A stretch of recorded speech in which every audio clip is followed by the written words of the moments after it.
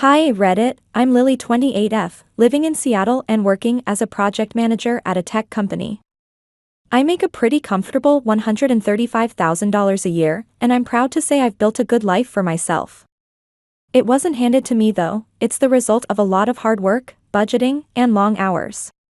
Growing up, I didn't have a silver spoon in my mouth, but my sister Victoria, 30F, sure did. She's what you'd call the golden child of the family. My parents, James of 59M, and Maria, 57F, treated her like she was their pride and joy. Victoria had the picture-perfect life growing up, she never had to work for anything. My parents paid for her college tuition, bought her a car, and even helped with the down payment for her first house. Meanwhile, I chose a different path. I was working part-time jobs through college, living off scholarships, and scraping by to pay my rent and bills. When I graduated, I had zero debt but a whole lot of exhaustion. Uncle William, 62M, he's my mom's brother, was one of the only people who noticed how hard I worked. He's a self-made millionaire who built his real estate empire from nothing. He never had kids of his own, so he's always been super generous with our family. However, he believes in working for what you have, so while he supported Victoria and my parents financially, he respected that I was making my own way. Victoria and her husband Daniel, 32M, live this glamorous-looking life, but it's all smoke and mirrors.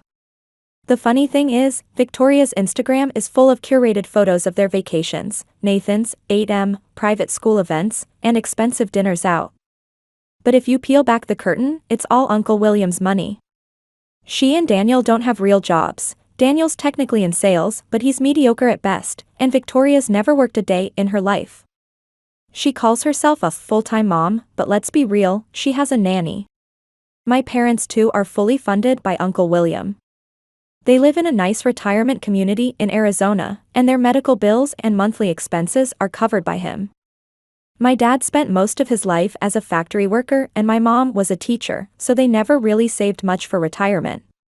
They don't seem to feel any guilt about leaning on Uncle William though, they act like it's their birthright. Uncle William once told me, "Lily, you're the only one in this family who knows what it means to stand on your own 2 feet." Hearing that meant the world to me because it felt like someone finally saw my struggle. I know Victoria resents me for having that kind of relationship with him, but the truth is, she wouldn't survive without him. I don't expect anything from my parents anymore, and honestly, I'm okay with that. It's just hard to watch them constantly cater to Victoria while acting like she's some kind of saint for spending money that isn't even hers. The most infuriating part is how Victoria acts like she's better than me. She's constantly flaunting her lifestyle, making snide comments about how I work too much for, don't know how to enjoy life. But the truth is, I'm happy. My life might not be as flashy as hers, but it's real and it's mine. So, this Christmas, let's just say things reached a breaking point. Every Christmas, Uncle William treats the family to this big fancy trip. It's something we've done for years, and I'm not going to lie, it's nice. For a few days, we stay in luxury hotels, eat amazing food, and sometimes even get along. Uncle William likes to go all out, and honestly, I think it's his way of keeping the family together since we all live in different states now. This year, he decided on a ski resort in Aspen. I'm not much of a skier, but I was still excited because, come on, Aspen in December is stunning. Plus, it's not like I go on fancy vacations every day. Uncle William put Victoria in charge of booking everything, which in hindsight was mistake number 1, but he's always trusted her to handle these things, probably because she has nothing else going on and plenty of free time. I thought about offering to help, but I didn't want to step on any toes. Victoria loves being the planner, because it gives her an excuse to take credit for everything, even though she's just booking stuff with Uncle William's money. I figured, what's the worst that could happen? I booked my flight and got to Aspen a little later than everyone else because of work. My company had a big project deadline, so I had to wrap things up before I could leave. I arrived at the resort around 4 p.m., dragging my suitcase through the snow. The place was gorgeous, picture snow-covered mountains, cozy little cabins, and twinkling lights strung up everywhere. It looked like something out of a Christmas movie. The main lodge was even more incredible, huge stone fireplace, vaulted ceilings, and floor-to-ceiling windows with a view of the mountains. Families were lounging by the fire with hot chocolate, couples were coming in from the slopes, and everyone looked like they were having the best time. I walked up to the front desk, expecting this smooth welcome experience, but instead, the clerk gave me this confused look. "I'm sorry, ma'am," she said, typing furiously on her computer, "we don't have a reservation under your name." At first, I thought okay, maybe Victoria just forgot to add me, mistakes happen. But nope, Victoria didn't forget. She did it on purpose. The moment she walked into the lobby, I knew I was about to get some kind of smug, passive-aggressive comment. Victoria's always had this way of turning any situation into a chance to feel superior, and this was no different. She showed up looking like she was about to film a commercial for winter coats, designer everything, perfect hair, a big smile that could cut glass. "Oh, Lily," she said, acting like she was surprised to see me, "didn't I tell you? I only booked rooms for the real family, me, Daniel, Nathan, and of course, Mom and Dad." I don't think I've ever been so stunned into silence. Like, how do you even respond to something like that? The way she said real family made it pretty clear she didn't consider me part of the group, and the fact that she was completely unapologetic, that was the cherry on top. I glanced over at my parents, hoping they'd step in and say something, but they just avoided eye contact like they were embarrassed, but not enough to actually do anything about it. Victoria kept going, "Of course, she never knows when to stop, but you're so independent, right?" she said in that fake sweet voice she uses when she's pretending to be nice but is really just mocking you. "I'm sure you can find something nearby." Then she laughed like this whole situation was some kind of joke. I could feel my face getting hot, but I wasn't about to let her see me upset. I've learned over the years that Victoria thrives on making people feel small, and the best way to deal with her is to act like she doesn't bother you. So I took a deep breath, forced myself to smile, and said, "All right, enjoy your holiday then." I grabbed my suitcase and walked out. As I left the lobby, I could feel Victoria's smug gaze on my back. She probably thought she'd won, that she'd managed to humiliate me. And maybe she had, a little bit, but I wasn't about to let her ruin my trip. The truth is, this wasn't the first time Victoria had pulled something like this. She's always been the queen of exclusion, whether it's accidentally forgetting to invite me to family dinners or conveniently not mentioning plans until it's too late for me to join. It's like she gets some kind of sick satisfaction from reminding me that in her eyes, I don't belong. And my parents, they've always let her get away with it. They'll say things like, "Oh, that's just Victoria," or "She didn't mean it like that," as if her actions don't have real consequences. But this felt different. This wasn't just a dinner or a casual get-together. This was Christmas, a family tradition, and she deliberately left me out, knowing full well how much it would hurt. By the time I made it outside, I was fuming. The cold air hit my face, but it did nothing to cool me down. I pulled out my phone and started looking up nearby hotels, determined to find somewhere else to stay. I wasn't about to go crawling back to Victoria or my parents begging for a place to sleep. After a few minutes of searching, I found another luxury hotel about 10 minutes away. They had a suite available. It was ridiculously expensive, but I didn't care. I wasn't going to let Victoria and her petty nonsense ruin my Christmas. I called my two best friends, Kate and Grace. Neither of them had big plans for Christmas this year. Kate's family was out of town, and Grace had just gone through a breakup and wasn't in the mood to celebrate. "Hey, so how do you feel about spending Christmas in Aspen?" I asked. They didn't even hesitate. Within hours, they were on their way. That evening, we turned my suite into our personal Christmas retreat. We ordered room service, everything from burgers to desserts, then hit the outdoor hot tub overlooking the mountains. The steam rose up into the cold night air, and for the first time that day, I actually felt like I was on vacation. While we were sitting in the hot tub, we started talking about the whole situation with Victoria. Kate couldn't believe it. "She actually said you weren't part of the real family?" Grace shook her head. "She's always been a piece of work, but this is a new low." Later that night, we went back to the suite and cranked up some Christmas music. We danced around in our pajamas, ate way too much chocolate, and laughed until our sides hurt. It felt like we were kids again, having a sleepover and not worrying about anything else in the world.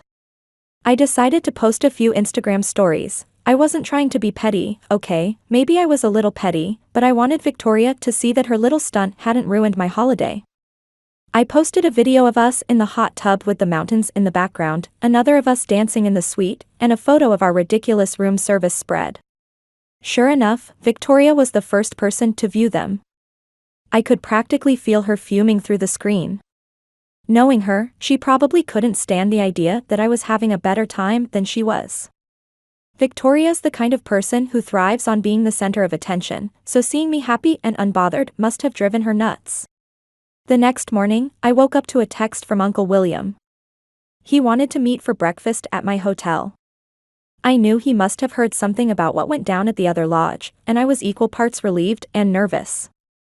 Uncle William doesn't mess around when it comes to family.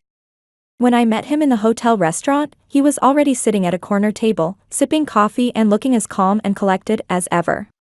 Uncle William is one of those people who commands attention without even trying. He's sharp, no nonsense, and always seems like he's 10 steps ahead of everyone else.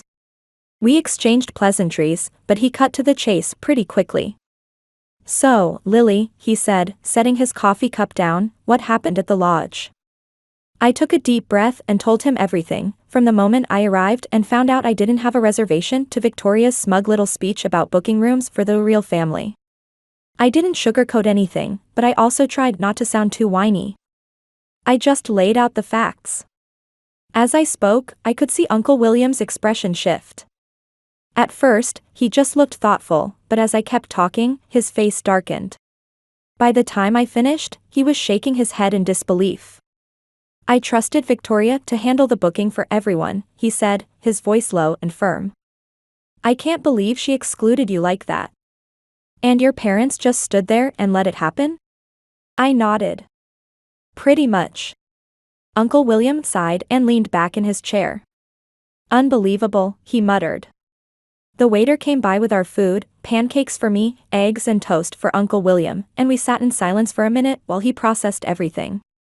Finally, he set his fork down and looked at me. "Don't worry, Lily. I'll take care of this." I didn't know exactly what he meant by "take care of this," but I wasn't about to argue. If there's one thing I've learned about Uncle William, it's that when he says he's going to do something, he means it. After breakfast, he said he had some calls to make and left for his room. I went back to my suite where Kate and Grace were already up and planning our day.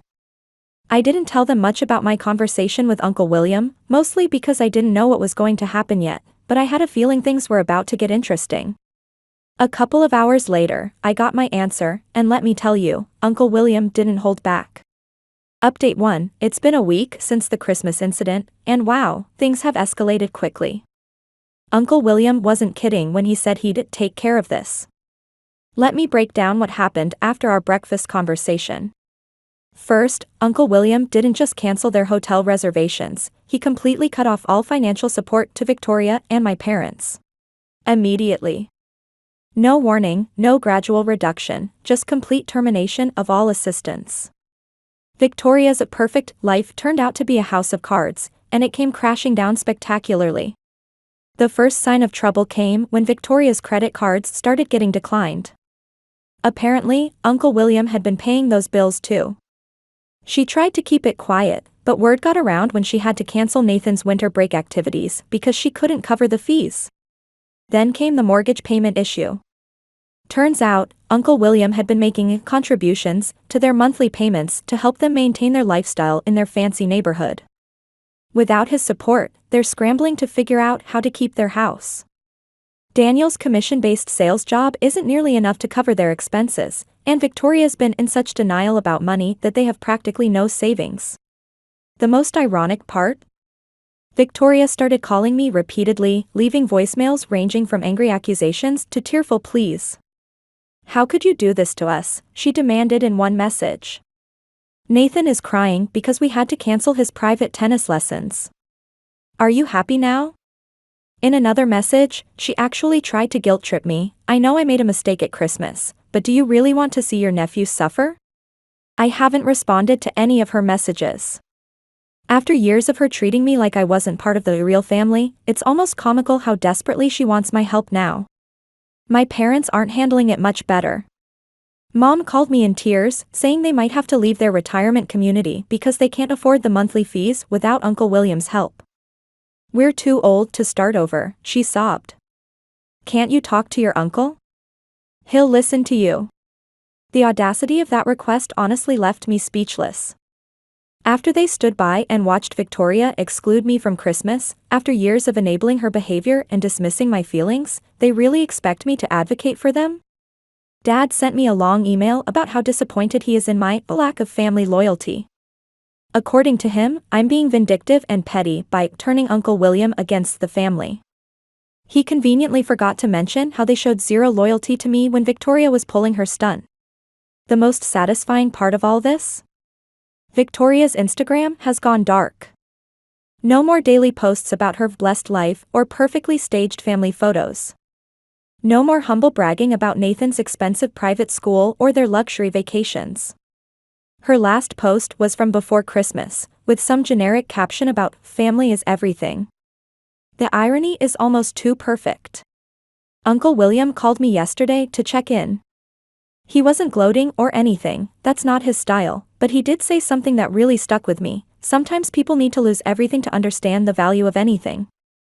He also mentioned that both Victoria and my parents had been bombarding him with calls and emails, but he's standing firm. They made their choice, he said, now they can live with it. I have to admit, there's a part of me that feels a tiny bit guilty watching everything implode. But then I remember Victoria's smug face in that hotel lobby, saying I wasn't part of the real family. I remember all the times my parents brushed off her behavior, all the years of being made to feel like I wasn't good enough because I chose to make my own way instead of depending on handouts. Kate and Grace have been incredibly supportive through all this. They're just facing the consequences of their own actions, Kate pointed out during our coffee meetup yesterday. Grace added, maybe this will finally teach them that money isn't everything. Meanwhile, I'm focusing on my work and my own life. Our company's big project is going well, and there's talk of a promotion in the near future. It's ironic, while Victoria's carefully constructed world is falling apart, the life I built on my own is only getting stronger. I never wanted revenge or to see my family suffer. All I ever wanted was to be treated with respect and acknowledged as an equal member of the family. It's sad that it took such drastic measures for them to realize that their actions have consequences, but sometimes that's what it takes. Victoria, Daniel, and my parents are about to learn what it means to stand on their own 2 feet. Maybe then they'll understand the value of hard work and independence that Uncle William saw in me all along. Update 2. It's been a month since my last update, and the situation with my family has taken some dramatic turns. Victoria and Daniel were forced to sell their house. They couldn't even make it through 2 months of mortgage payments without Uncle William's support. They've moved to a small rental house on the outskirts of town, and Victoria is not handling the downgrade well. The biggest change? Nathan had to transfer from his prestigious private school to the local public school. Victoria tried to spin it on social media as a conscious choice to give Nathan a more grounded experience, but everyone knows the truth. She couldn't afford the $30,000 annual tuition anymore. Her Instagram, which used to be full of photos from school galas and fundraisers, hasn't been updated in weeks. The funniest part is watching Victoria try to maintain appearances. She was spotted at Target buying home decor, something she would have considered beneath her just a few months ago. When some of her elite mom friends ran into her there, she practically hid behind the seasonal displays. The same women she used to host charity luncheons would now pretend not to see her at school pickup. Daniel's been forced to actually work harder at his sales job. No more long golf meetings or extended lunch breaks. He's finally realizing that without Uncle William's connections and subtle financial support, he's just another mediocre salesman struggling to make quota. As for my parents, they've had to downsize too. They sold their condo in the luxury retirement community and moved to a modest apartment complex. Mom keeps saying it's temporary until they sort things out with William, but I think deep down they know this is their new reality. The most surprising development? Victoria's actually had to start looking for a job. After 15 years of being a full-time mom, with a full-time nanny, she's discovering that her skill set is somewhat limited. She tried to apply for some marketing positions, claiming her experience managing her personal brand on Instagram qualified her, but so far, no takers. Meanwhile, I just got promoted to senior project manager. The irony isn't lost on me. While they're all struggling to adjust to living within their means, my career is taking off. I bought myself a nice bottle of champagne to celebrate, and Uncle William sent me a beautiful bouquet with a card that read, "Success is the best revenge." Proud of you. Kate pointed out something interesting yesterday. Notice how none of them have actually apologized to you? They're all just sorry they got caught and lost their meal ticket. She's right. Among all the tears and accusations and pleas for help, not once has anyone said, "I'm sorry for treating you like you weren't family." I guess some people never learn. They're so busy mourning their lost lifestyle that they still can't see what they did wrong in the first place. Update 3, it's been 3 months since everything changed, and I'm finally ready to share what's been happening. The dust has settled, and everyone's true colors are showing more clearly than ever. Last week was my birthday, and I received a handwritten card from Uncle William that brought tears to my eyes. "Dear Lily," he wrote, "watching you build your life on your own terms has been one of my greatest joys. Your strength isn't in spite of your struggles, it's because of them. Never doubt that independence is the greatest gift you've given yourself. Proud of you always." The timing of his card was perfect because I just finalized the paperwork for my new position.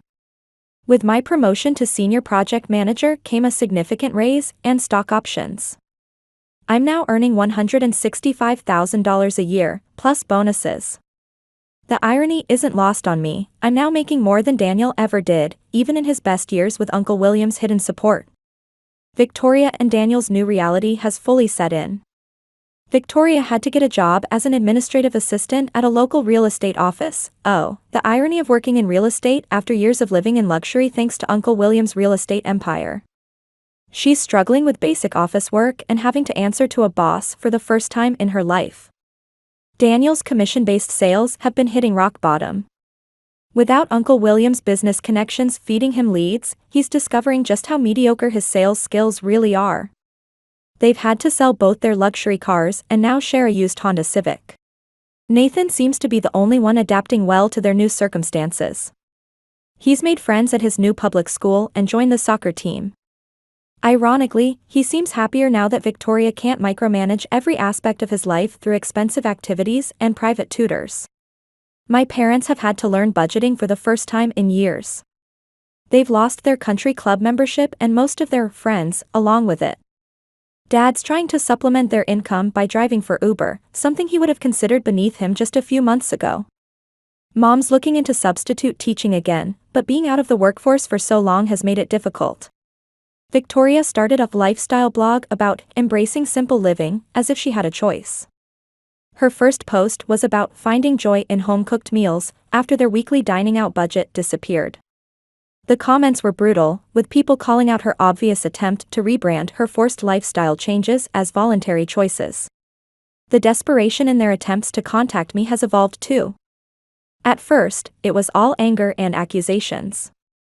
Then came the guilt-tripping and emotional manipulation. Now, they're trying a new approach, humility. Well, fake humility. Victoria sent me a long email about how she's learned so much from this experience and how she never realized the value of hard work until now. Somehow, she still managed to make it all about her without actually apologizing for what she did. Mom and Dad have been sending messages about healing the family and moving forward together. Dad even suggested that since I'm doing so well now, maybe I could help them out financially. The audacity still amazes me. They seem to think that because I'm successful, I owe them something. Uncle William called me last week to share some interesting news. Victoria had shown up at his office unannounced, trying to explain her side of the story. He said she broke down crying in the lobby, causing such a scene that security had to escort her out. He wasn't moved by her performance. "Crocodile tears don't pay bills," he told me. She's still trying to manipulate her way back into my wallet instead of actually changing. Last weekend, I bought my first home, a beautiful condo in a trendy part of Seattle. I did it all on my own, saved for the down payment, got approved for the mortgage based on my own income and credit, and negotiated the deal myself. When I got the keys, I felt a sense of pride that no amount of handed-down wealth could ever match. Victoria still views this whole situation as a temporary setback, something she needs to survive until things go back to normal. What she doesn't understand is that this is normal, earning your own way, living within your means, facing the consequences of your actions. These are the basic realities most people live with every day. I've learned that family isn't about who shares your blood, it's about who shares your values. Uncle William, Kate, and Grace have shown me more genuine family support than my parents or sister ever did. Sometimes the family you choose is more real than the family you're born into. So here I am, thriving in my career, living in my own home, and finally free from the toxic family dynamics that used to weigh me down. Sometimes the best revenge isn't about getting even, it's about getting ahead and never looking back.